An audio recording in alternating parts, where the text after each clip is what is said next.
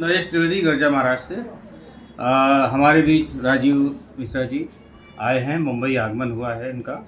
हम जानना चाहेंगे राजीव जी किस सिलसिले में और क्यों आप यहाँ पर आए हैं, उसके बारे में बताएं हमें। सादर नमस्ते, जय महाराष्ट्र। मुंबई मेरे लिए कोई ऐसा तो है नहीं कि मैं मुंबई पहली बार आया हूँ। जी जी। इस मुंबई शहर ने मुझे बहुत कुछ दिया, पूरे भारत में मुझे पहचान दी और 35 वर्षों से मैं महाराष्ट्र की राजनीति में सक्रिय हूँ और यहीं पर भी मैंने भाजपा छोड़ करके 2003 में सर्वक्रांति सेना नामक राजनीतिक दल की स्थापना की थी। चूँकि मेरा स्वभाव और जो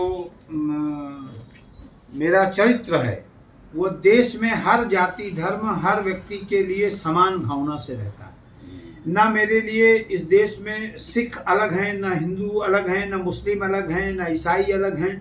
मैं इस राष्ट्र को जब से मैंने होश संभाला तब से इस भारत में मैंने सबको एक साथ पाया। लेकिन अभी कुछ समय से जो माहौल चल रहा है देश में, उसमें ऐसा लगता है कि देश में हम लोग बंटवारे की स्थिति में है, अलग अलग स्थिति में डाल दिए गए। कोई हिंदू के नाम पे लड़ रहा, कोई मुस्लिम के नाम पे लड़ रहा, कोई सिख के नाम पे लड़ रहा, कोई ईसाई के नाम पे लड़ रहा। जो वातावरण देश में तैयार हुआ है, इससे देश में अस्थिरता का माहौल है और देश में खुशहाली नहीं है। आप देखिए, चाहे रक्षाबंधन हो, चाहे दीपावली हो, चाहे कोई भी बड़ा से बड़ा पर्व हो, पर्व तो है लेकिन पर्व मनाने वालों के दिलों में खुशी नहीं है।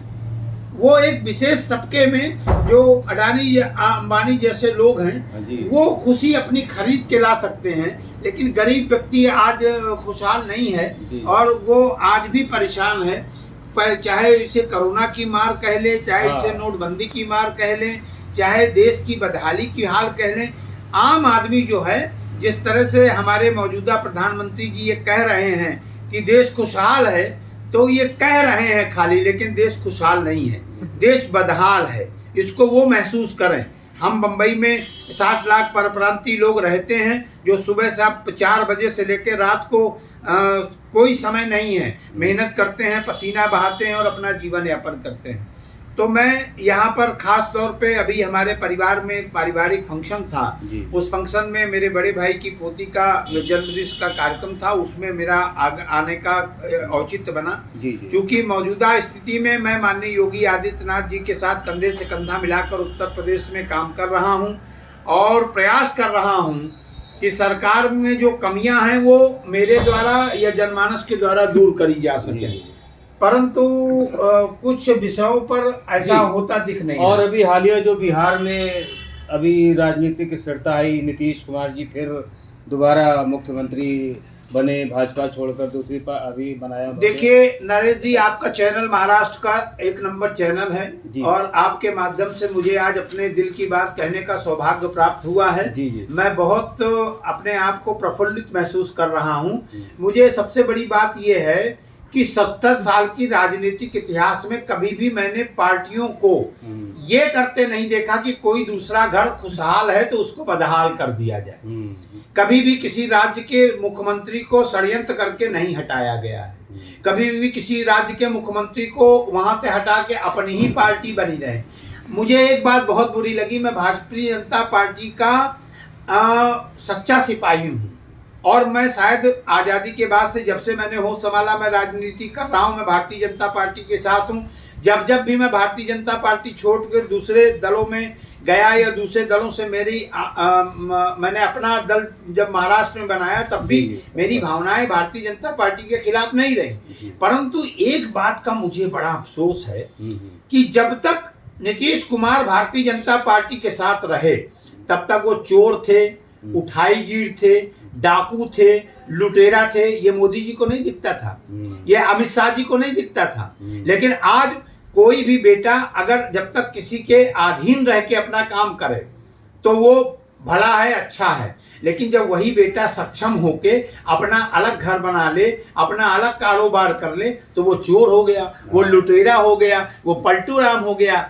इन गंदी नीतियों के कारण भाजपा देश में बदनाम हो रही है। 2024 में मुझे नहीं लगता है कि अगर समझदार और अच्छा और सच्चा व्यक्ति होगा तो वो मोदी जी और अमित शाह की नीतियां भाजपा को ही देश से खत्म करने में लगी हुई हैं। जो इनकी सोच है, जो इनका काम है, उस नीति से तो मुझे लगता है कि ये भारतीय जनता पार्टी को ही देश से खत्म कर देंगे।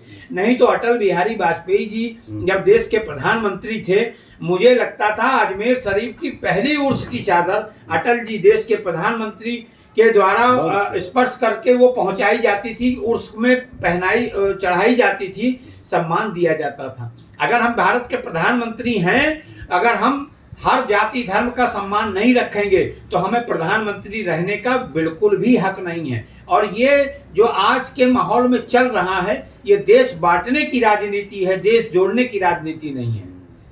अभी आप महाराष्ट्र में हैं, मुंबई में हैं, अभी हालिया में चुनाव आने वाले हैं बीएमसी में, उसके विषय में भी कुछ बताएं। देखिए, मेरा बहुत साफ सुथरा स्पष्ट मत है कि चूंकि महाराष्ट्र को भी मौजूदा राजनीति के चलते बहुत ज़्यादा गोलमोल कर दिया गया, शिवसेना को भी आपस में फोड़ तोड़ करके उनको भी बांटने का काम किया जा रहा है।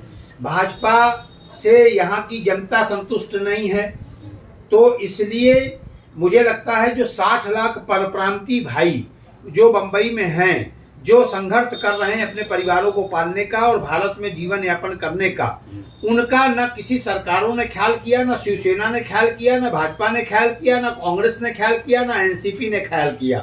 क्योंकि मैंने संकल्पित होकर 2003 में 60 लाख परप्रांतियों की रक्षा सुरक्षा का बीड़ा उठाया था, शपथ ली थी, और इसीलिए मैंने भाजपा छोड़ के उस समय उनके हित के लिए अपनी पार्टी बनाई थी। आज आप सबके आशीर्वाद से पूरे भारतवर्ष में लाखों की संख्या में सर्वप्रांतीय सेना के सैनिक मौजूद हैं, और मैं उनके भरोसे आज यहाँ के जो मुस्लिम भाई हैं मुंबई के, यहाँ जो परप्रांतीय भाई हैं, उन्होंने मेरी पार्टी पर विश्वास जताया है। अब उन्हें ये लग रहा है कि शिवसेना हमें संभाल नहीं सकती, भाजपा हमें संभाल नहीं सकती, तो जब हमारी पार्टी है, हमारा संगठन है और राजीव मिश्रा जैसे स्पष्ट और नेक विचारधारा के पार्टी अध्यक्ष हैं, तो उन्होंने अपनी इच्छा जताई। मुझे अभी इस बार मुंबई आगमन पर 350 आवेदन प्राप्त हुए हैं जो कारपोरेशन के चुनाव के लिए लड़ना चाहते हैं मेरी पार्टी से।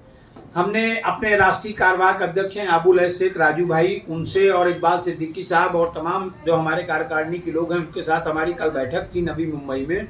हमने डिसाइड किया है कि इस बार बीएमसी चुनाव में हम सबके दांत खट्टे करेंगे।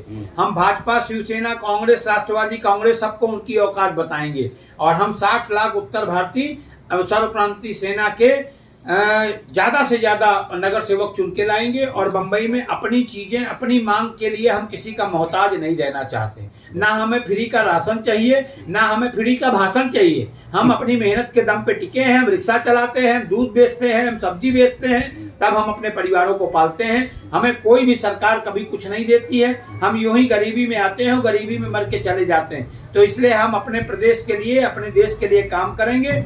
और मैं फिर आपके चैनल के माध्यम से एक बार नीतीश कुमार जी को बधाई देना चाहता हूं कि हमारी सेना का उद्देश्य यूपी बिहार की रक्षा का उद्देश्य है।